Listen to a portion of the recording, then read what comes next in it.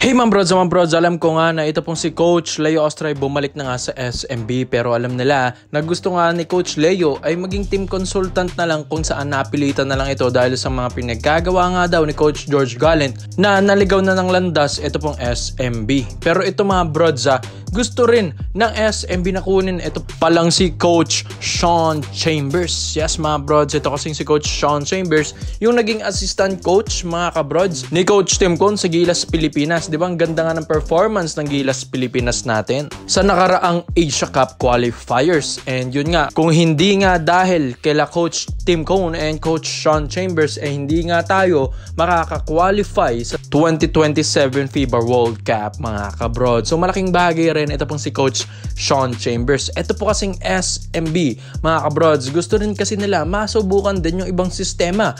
Ito pong si Coach Sean Chambers galing UAAP din ito sa FEU sa Tamaraws mga kabrods. Kaya maganda-ganda na rin ang kanyang performance doon kahit papano, and yung experience din niya as a coaching staff ng Gilas Pilipinas ay yun talaga yung malaking bagay na assistant coach siya ni Coach Tim Cone, kung saan na-adapt na rin niya mga kabrods yung mga sistema ni Coach Tim Cone, and dating import nga rin ito ng Alaska Aces, and nag 6-time PBA champion siya doon mga brods. Mga taong 1989 yan to 2001 yung Milkmen pa.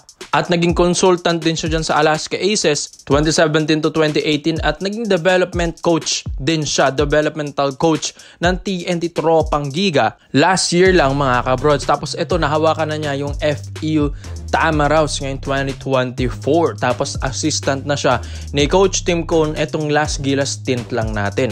Kaya ito pong SMB hindi man ganun kalakasan ito pong achievements na ito po ni Coach Sean Chambers sa kanyang profile, pero malalaman din natin kung itong SMB pag nahawakan na niya mga kabrods. Dahil exciting ito, dahil hindi naman palaging kay Coach Leo Austria lang nakadepende ito pong SMB. Kung tutuusin nga, ito pong SMB lagi lang naman nadepende kay Junmar Fajardo, dahil kapag wala si Junmar, hirap na sila kahit sinong magaling coach pa yan. Yan nga daw yung sinasabi nila, di ba mga kabrods? Kaya ito pong si Coach Sean Chambers ay why not subukan naman ang Bermen and sa PBA pa mga kabrods. Syempre ilang beses na rin itong nakapagkampiyon, 6-time PBA champion ito mga brods. Alam na rin niya ang patakbo sa PBA simula 1980s pa yan, and alam na rin niya kung paano mag-champion sa PBA mga kabrods. Di ba nga yung mga coaches na former PBA import ay ang ganda na ng kanilang ginagawa pag naging coach na sila, katulad na nga lang ni Coach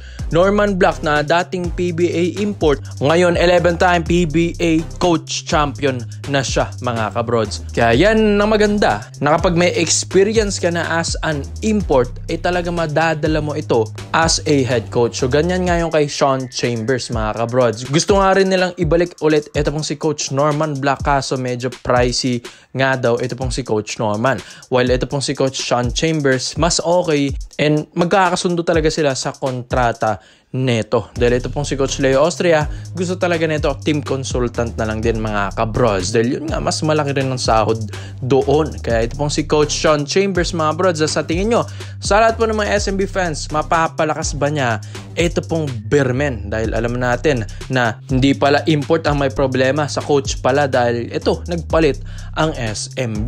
Kaya komento mo lang opinion mo dyan mga kabrods, at isay natin yan. Dito naman po tayo sa kabalang balita naman natin mga kabrods. Ito po kasing rising star rookie na point guard ng NX Road Warriors. Ito po si 6'2" Enoch Valdez. Yes mga brods, syempre siguro naririnig yun na rin ito sa NX Road Warriors na talagang katuwang din ito ni Robert Bolick. May shooting mga brods, tapos may rebound, and galing itong LPU Pirates mga brods sa NCAA. Well, ang disente rin naman ang pinapakita doon ni Enoch Valdez. Kaya nga 'di ba, isa rin ang LPU sa lumalakas din ngayon sa NCAA dahil din sa kanya. Etong si Enoch Valdez sa NX Road Warriors, isa rin ito sa mga nagawa mga kabrods sa NLEX. Well, last season nga, nagtala ito ng 12 points per game sa NLEX Road Warriors. So magandang pinapakita na ito.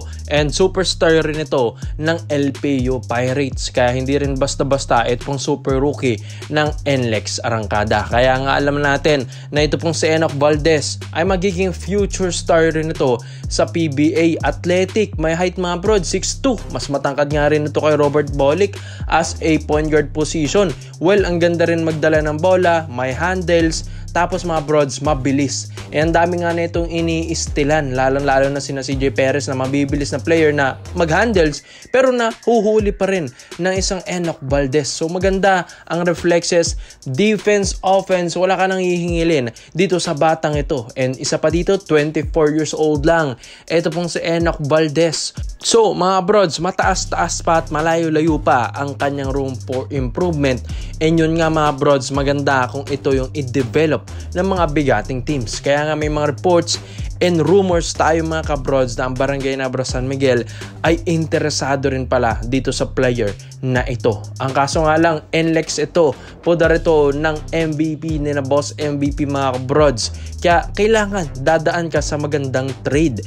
Well, alam naman natin sa Ginebra, may mga ilang mga players dito na hindi na rin nagagamit. Siguro nga pag na-negotiate ito na maayos sa NLEX Road Warriors, ay papayag at papayag sila.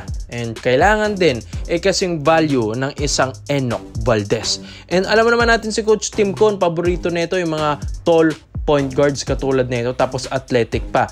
'Di ba? Kaya nga kinuha nila ito pong si Scottie Thompson sa NCAA from Perpetual dahil parang katulad din nito ni Enoch Valdez na mataas tumalon, magaling dumepensa, and umiscore din kahit papano mga kabrods. Kaya yan ang kinagandahan sa batang ito, 24 years old pa. Kaya nga sa Ginebra ngayon, may mga ilang point guards dito, lalong-lalo na si L.A. Tenorio, ang general ng Barangay Ginebra, na alam natin na mawawala na rin ilang taon at magiging coaching staff na lang ng Ginebra. Kaya nga, yung maiiwang slot na ito po ni L.A. Tenorio ay pwede nilang kunin dito kay Enoch Valdez mga kabrods. Hindi naman natin sasabihin the next L.A. Tenorio, pero pwede mga kabrods, mas malakas pa. Kaya alam naman natin sa Ginebra, magaling silang mag-improve ng mga point guards. Ibiruin mo yan ha, sina RJ Abarrientos, Scottie Thompson, tapos Enoch Valdez. Ang deep backcourt rotation ni Coach Tim Con ay magandang senyales ito sa Ginebra sa future lineup nila mga kabrods. Kaya ito pong si Enoch Valdez kayang-kaya ring dumakdak mga kabrods. Mabilis na point guard, athletic, nasa kanya na ang lahat, kukunin mo na lang. Kaya sa Ginebra ay pag-iisipan nila kung sino yung pwede nilang ipalit kay Enoch Valdez. And isa pa dito mga kabrods, ang Ginebra rin naman ay seryoso rin sa mga pagkuha ng mga point guards mga kabrods. Lalo na ay January 2025 na tayo mga brods.